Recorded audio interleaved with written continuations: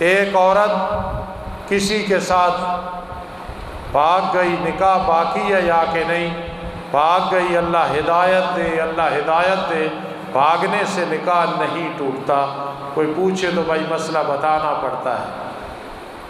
اگر تشہد سے پہلے امام سلام پھیر دے تو بھائی تشہد پورا کرنا ہے، عبدہ و رسولہ، اس کے بعد پھر سلام پھیرنا ہے۔ اس سے آگے رہ جائے تو کوئی حرج نہیں، امام نے جلدی میں سلام پھیر دیا یا سستی ہو گئی تو عبدہ و رسولہ تک پڑھ کے کم از کم پھر سلام پھیرے گا۔ نمازی کے آگے سے گزرنا بہت بڑا گناہ ہے۔ میرے آقا نے فرمایا 40 سال، اور ایک روایت میں ہے 100 سال آدمی کھڑا رہے اگر اسے پتہ چل جائے کتنا گناہ ہے، اور اگر 2.5 صفوں کے آگے سے گزرا جائے نمازی کے آگے سے پھر کوئی حرج نہیں ہے، چاہے میدان میں ہو مسجد میں ہو۔ جو بالکل آگے سے گزرتے ہیں سخت گناہگار ہوتے ہیں، اس لیے اس چیز کا خیال کرو کہ نمازی کے آگے سے، عام ہے خاص ہے، میں ہوں آپ ہیں کوئی بھی ہے، اس کی پابندی کرو۔ بہت بڑا گناہ ہے، اتنا نماز کا ثواب نہیں جتنا اس میں گناہ مل جاتا ہے، اس کی احتیاط کرو۔ تحیۃ الوضو مرد اور عورت دونوں پڑھ سکتے ہیں، دونوں پڑھیں گے، لیکن زور میں عصر سے پہلے بعد نہیں۔ اسی طرح عشاء فجر کے وقت تحیۃ الوضو نہیں، جب اذان ہو جائے وہ 2 سنتے قائم مقام تحیۃ الوضو تحیۃ المسجد کے ہو جائیں گے۔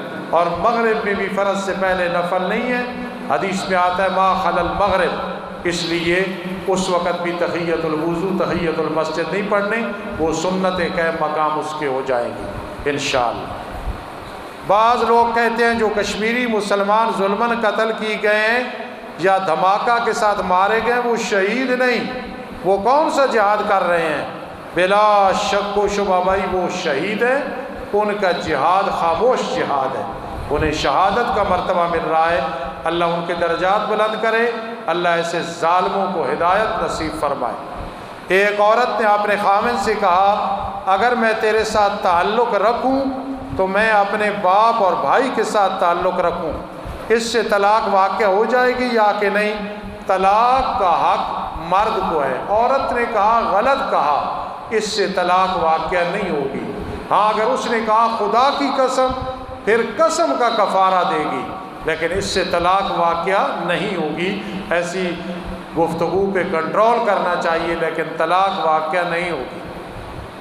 میرے 7 بچے ہیں، 4 بیٹے 3 بیٹیاں، بیوی اور بیوی ہے، ماں باپ نہیں، میری تھوڑی سی جائیداد ہے۔ یہ جس نے بھی پوچھا ہے بھائی مجھ سے عطا الرحمان صاحب سے، استاد جمیل صاحب سے آ کے پوچھ لو مسئلہ۔ اس طرح مسئلہ چونکہ وضاحت کرنی پڑتی ہے تو اس لیے یہ جو مسئلہ وراثت والا ہے الحمدللہ ہمیں نیند میں بھی یاد ہے، لیکن آ کے پوچھ لے یہ ساتھی جس نے پوچھنا ہے۔ استاد جی سندھ میں میرا ایک دوست ہے، اس کے دوست نے اپنی بیوی کے ساتھ کسی کو حرام کاری میں دیکھا، اس کو قتل کر دیا۔ قتل کرنے والے کا گناہ ہوگا یا کہ نہیں؟ بھائی غیرت میں آ کے اس نے قتل کیا ہے، کرنا نہیں چاہیے تھا، قاضی کو بتانا چاہیے تھا، لیکن جس نے غیرت کی بنیاد پہ ایسے دیکھا کہ بیوی کے ساتھ کوئی غلط ہے قتل کر دیا تو انشاءاللہ یہ گنہگار نہیں ہوگا۔ پھر میں بتا دوں جو مسئلہ پوچھے تو بھائی میں نے بتانا ہوتا ہے۔ دوسری شادی کے لیے پہلی بیوی سے اجازت لینا ضروری ہے یا کہ نہیں؟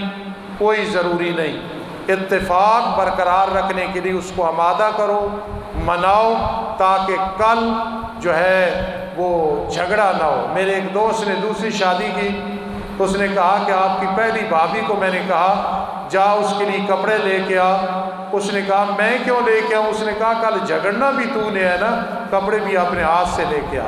اس لیے اجازت لے لیں، لیکن نکاح ہو جاتا ہے اور بغیر اجازت کے نکاح ہو جائے گا یا بالکل ہو جائے گا، لیکن اس کو آمادہ کرنا، راضی کرنا، اگر ضرورت ہے تو راضی کرنا چاہیے تاکہ اختلاف نہ ہو۔ جس آدمی کا ختنہ نہیں کیا ہوا اور بالغ ہو گیا ہے، بڑا ہے، اس کا نکاح پڑھنا جائز ہے یا کہ نہیں؟ جائز ہے، کیونکہ ختنہ سنت ہے، یہ فرض نہیں کہ نہیں کیا تو نکاح ہی نہیں ہوگا، جنازہ نہیں ہوگا۔ ہاں ضرور کرانا چاہیے، میری پہلے بات سمجھنا، لیکن اگر اس کا ختنہ نہیں ہوا کسی وجہ سے، سستی ہو گئی یا پہلے مسلمان نہیں تھا، نکاح اس کا جائز ہوگا، اور اس کا جنازہ بھی جو پڑھائے گا وہ کوئی گناہگار نہیں ہوگا۔ ہاں اس مسئلے میں سستی نہیں کرنی، ماں باپ سخت گناہگار ہوتے ہیں۔